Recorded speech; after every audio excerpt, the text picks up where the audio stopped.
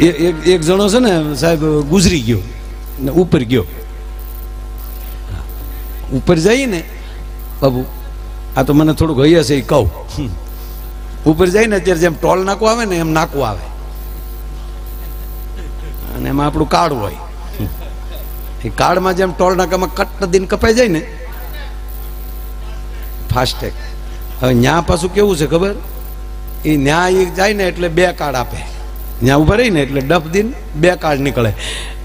બહુ પૂન કર્યા હોય તો ગ્રીન, અને ગોબા ઉપાડીને ગયા હોય તો રેડ.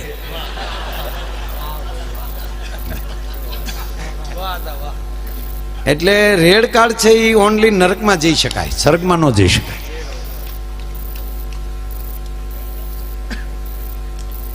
તે એક જણો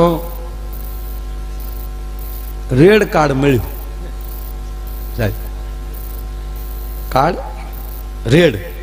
અહીંયા દરવાજે અડાડો એટલે ટું ટું ટું ટું ટું ટું થઈને ખુલે. હજી મને ટું ટું મગજમાં છે. તે અંદર ગયા ને ત્યાં ત્યાં હારા હારા માણસો બેઠેલા.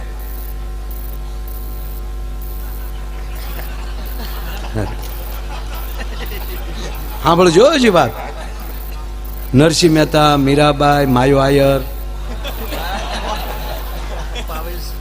એટલે ઓલે કીધું કે એલા ભાઈ આ નરક નથી કે કેમ? મારી પાસે કે નરકનું કાર્ડ હતું. ત્યારે અંદરથી જવાબ ઈ આવ્યો કે બોર્ડની વાતું મૂક, આવા મહાપુરુષો જ્યાં બેઠા હોય ત્યાં સ્વર્ગ જ હોય. ખોટા બોર્ડ સામું જોમાં મારા બાપ, જ્યાં મહાપુરુષોની હાજરી. એટલે મને એવું લાગે આનાથી વધારે આપણા માટે સ્વર્ગ બીજું શું હોઈ શકે સાહેબ? આ જ્યારથી આયોજન ચાલુ થયું ને ત્યારથી સ્વર્ગ હેઠું ઉતર્યું છે. અને બાપુ બીજું એ કહું કે જે આંગણામાં, જે વિસ્તારમાં, બાપ સાંભળી લેજો, ભાગવત વંચાઈ જાય ને એ પરિવારને પછી ગંગાએ સ્નાન કરવા જવાની જરૂર નથી. એ વિસ્તારને સ્નાન સાતી ઠોકીને કહું એને જાજો. હું એમ નથી કહેતો પછી ન જવું જોઈએ, કુંભમાં જાજો. પણ આ કુંભમાં આવી ગયા ને હવે તમારે ખેરનું સ્નાન કરવાની જરૂર નથી સાહેબ. અહીંયા તમે 14 દિવસથી સ્નાન કરો છો. એનો પુરાવો આ કઈ સારું લગાડવા માટે નથી કહેતો, પણ જે વિસ્તારમાં સાહેબ ભાગવત વંચાઈ જાય અને અહીંયા કૃષ્ણ જન્મ ઉજવાનો હશે ને, પૂજ્ય ભાઈશ્રીની વ્યાસપીઠ જે કૃષ્ણ જન્મ ઉજવે છે એવી કોઈ વ્યાસપીઠ ઉજવતી જ નથી સાહેબ. કેટલા કલાક લઈ લે છે એ એને પોતાને ખબર ન રહે. અને અત્યારે તે પૂજ્ય ભાઈશ્રીના અરે વર્ષોથી આ સાઉન્ડ, ભટ્ટ સાઉન્ડ, એને તાળીઓથી બતાવો.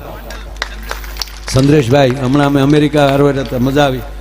અને પૂજ્ય ભાઈશ્રીના તમામ સંગીતકાર વડીલો અત્યાર સુધી આ કાર્યક્રમમાં બેઠા. પૂજ્ય ભાઈશ્રી પણ પધારતા હતા, પણ ટ્રાફિકના હિસાબે પાછા ફર્યા. મને બહુ પ્રેમ કરે છે બધા. 3 કલાક સુધી ટ્રાફિકમાં રહ્યા છે. એટલે હું ટ્રાફિક વાળાને કહું કે આપણે અમથી વૈશમાં ગાડી ન ઠેરાવો.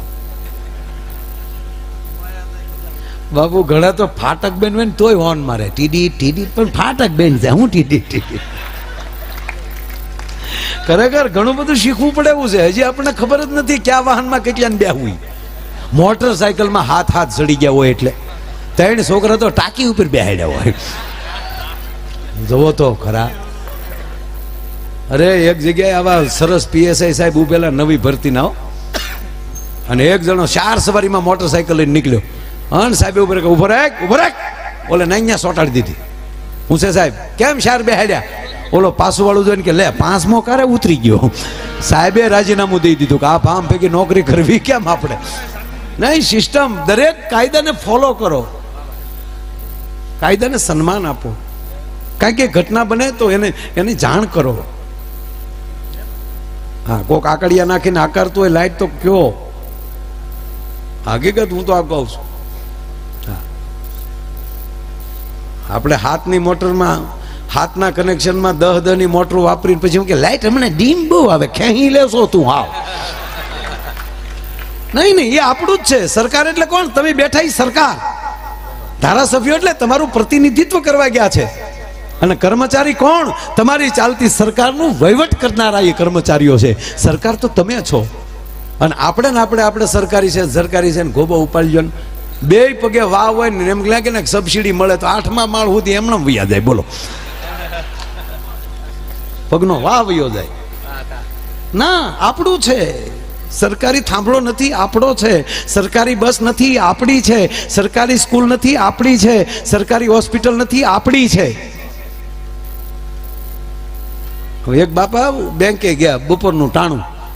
તે બપોરે ત્યાં પહોંચે ને બાપા, તો અહીંયા લાઇટ વહી ગઈ બેંકે, ને જનરેટર કંઈક બંધ હતું, અને મેનેજરે બિચારા અંદર ઓલો કોટ પહેરીને બેઠેલા, પણ લાઇટ વહી ગઈ એટલે એને ગરમી થઈ હતી. કોટ એણે ખુરશીની પાછળ ટીંગાડ્યો, પોતે ટાઈ ઢીલી કરી, અને એ બહાર ઊભા કરતા હતા. તા બાપા આવ્યા, અને ઓલા સાહેબે તો હજી યુવાન, તે બાપાને શું થયું, કોઈક જમાડો ઊભો છે યુવાન.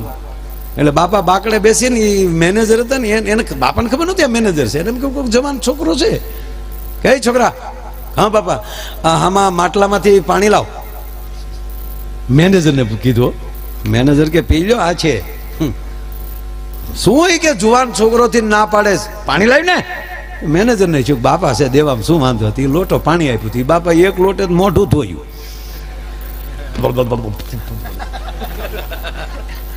હાલ મારો દીકરો પાછો લોટો ભલે, બોલે પાછો આપ્યો. એ પીધું, પગના તળિયા ધોયા,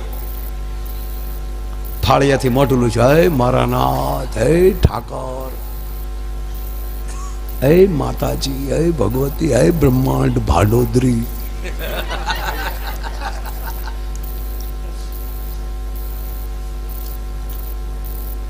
થોડીક વાર થઈ તો લાઈટ આવી, અંદર એસી ચાલુ થયું. સાહેબ વાળી પાછા ફ્રેશ થઈને કોટ બોટ ટટકારીને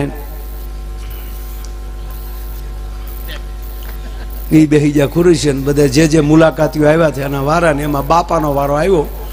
જેની પાસે પાણી મગાવ્યું હતું એ જ હામી ખુરશીએ બેઠેલા. બાબા ગા નમસ્તે સાહેબ. નમસ્તે બાપા, નમસ્તે. શું પધાર્યા છો? લોન લેવી બાપા. સાહેબ લોન લેવા આવ્યો. હપ્તા ભરશો? ભરીએ જ ને બાપા. તાક માટલામાં પાણી ન ભરી શકતે, હપ્તા ભરશો?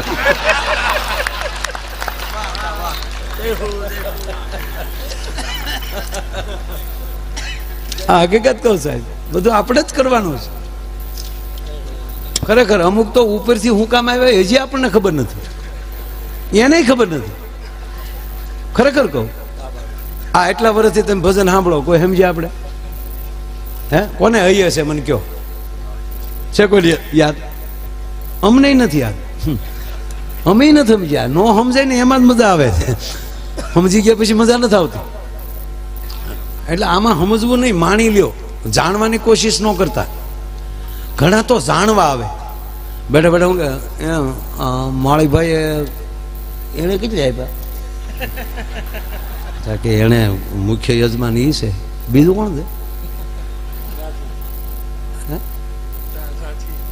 રાચી બ્રધર્સ વાળા. એને ભાઈ ધંધા હાલતા છે. એને ધંધા હાલે એટલે તારા બાપ દે. તારી ઘરે સુલાની આગમનમાં ટાટિયા ભરાઈને બીડીઓના હાંધા નથી કરતા બેઠા બેઠા. અને હાવ હાવ હાવ ઓલા જો હું હકીકત કહું બા, બેસો તો પ્રેમથી, લગ્ન કરો તો પ્રેમથી. પતિ પત્ની એવો પ્રેમ કરો, ખોળિયા જુદા ને આત્મા એક હોવો જોઈએ. અવિશ્વાસની દરખાસ્ત મૂકવાની જેનામ તાકાત હોય એને લગ્ન કરવા નહીં. લગ્ન એટલે વિશ્વાસ બાબુ. દીક્ષા લેવી એક લગ્ન છે બાબુ. મારે એકવાર બાબુ શિવરાત્રીના મેળામાં, મારે અકારક મને હૈયે નથી રહેતું. શિવરાત્રીના મેળામાં મારે કહેવાય ગયું કે આ દુનિયામાં કોઈ લગ્ન વગરનો બાકી છે જ નહીં. શિવરાત્રીમાં બોલાય બાપુ 200 સીપિયા ઉષા છે. ક્યાં બોલતા હે માયા, નીચે ઉતાર. અરે મેં કીધું મેં ઘોડું ઝાડ કર્યું, લેવા દેવા. પણ બાપુ સદગુરુની કૃપા કોને કહેવાય? હવે સાંભળજો. મેં કીધું મહાત્મા પગે લાગુ છું, તમારા ચરણની રથ છું, પણ બેસી જાઓ, તમે લગ્ન કર્યા, આવું કહેવાય ગયું બાપુ? સાંભળજો, બહુ સરસ વાત આવી, મારી નાખે એવી વાત આવી બાવલિયા. अरे क्या बोलते हैं? नहीं, आपने भी लगन किया है और हमने भी लगन किया है, लेकिन तुम्हारा लगन में और हमारा लगन में फर्क इतना था, आपका लगन जब हुआ तब स्वयंवर हुआ गुरु के देश में. પરણે શબ્દ ને સુરતા નાલ, એ બાવલિયાઓ, તમારા લગ્ન થયા ત્યારે સદગુરુએ સ્વયંવર રચ્યો હતો અને સદગુરુનો શબ્દ અને તમારી સુરતા આ બે ફેરા ફરી ગઈ એટલે તમે દીક્ષા લીધી અને અમે માંડવામાં ફેરા ફેરા ન ફાવ્યું પછી રિક્ષા લીધી.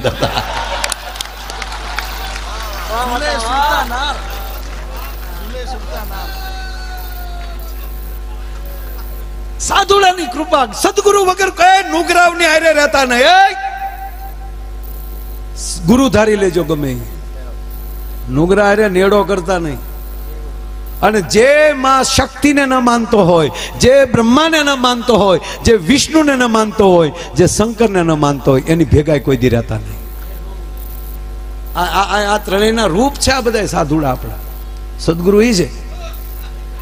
હા, એટલે મને બાપુ આમ ક્યારેક છે ને આમ મોજમાં આવી જાય પછી ભૂલાઈ જાય હું ક્યાં છું. સાબરમતી જેલમાં હું લગભગ ઘણી જેલમાં જઈ આવ્યું ભાઈ. એટલે પ્રોગ્રામ દેવા પાછું તમે પાછું બીજું ન કાંઈ. એટલે હા, મારા બાપ પ્રોગ્રામ દેવા ગયો છું. સાબરમતીમાં પ્રોગ્રામ કરવા ગયો અને 4,500 કેદી, નવીના ને જૂનીના. ના બે છે, નવી ને જૂની. નવી જેલ અને જૂની જેલ. નમો નારાયણ બાપુ. બાપુ નમો નારાયણ.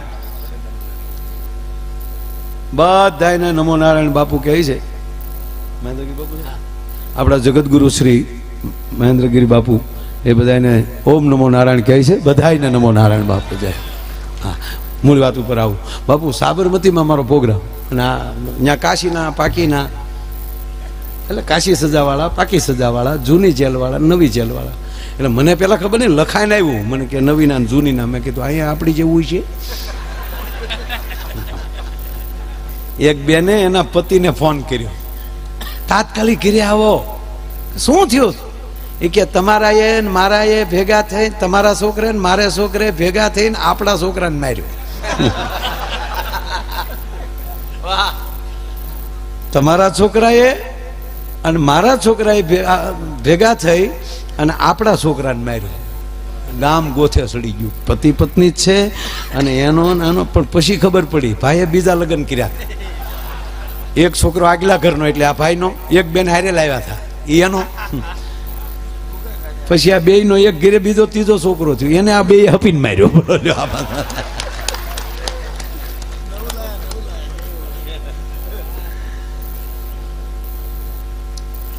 એટલે બાપુ સાબરમતીમાં પ્રોગ્રામ, અને મેં પ્રોગ્રામમાં એવો જામેલો. હું હતા, કીર્તિદાનભાઈ હતા, એટલે અમે પ્રોગ્રામમાં ગયા ને એવો જામ્યો પ્રોગ્રામ. અને બાપુ બધે બોલીએ મારે ન્યાય બોલાઈ ગયું. મેં કીધું મિત્રો એવી પવિત્ર જગ્યાએ મળ્યા છીએ. પવિત્ર જગ્યા કીધું તો ઓલે લીટાવાળી ટોપીઓ પહેરીને બેઠા એ કતરાણા. આમ પાકા હતા ને એ બધા. કોણ લાવ્યું કે આને? મેં કીધું અરે ગાડી ફગી ગઈ છે. પણ મેં કીધું ફગી તો ભલે ફગી. મેં કીધું નહીં મિત્રો, પવિત્ર જગ્યા છે. અને આમ ગણીએ બાપુ તો ન્યા ભજન થાય એટલું બહાર થોડું થાય. આટલી બંધનો હાવજ બેઠો હોય તોય ખૂણામાં બેઠો બેઠો રાચે એની બેરકમાં કહેતો કે હે ભગવાન જામીન મળી જવા દો, હે મહારાજ જામીન મળી જાય. જેટલા દેવ હોય એટલાની માનતા બેઠો કરતો હોય. હે નરસિંહ મહેતા જેલમાં ન ગયા તો પ્રભાત્યા ન થયા હોય. એ હરી હાર ને કાજે હરી ન હારીએ. સવારામ બાપા અંદર આ ઘડીએ જાય, આ 100 ઘડીએ. અને હકીકત છે, ભી આવ્યા પછી ભજન બહુ થાય. કોરોનામાં જેમ તેમ આપણે ભજન કર્યા. હે આ સાવી જેની હોય એડ્રેસ દઈ જાય છે.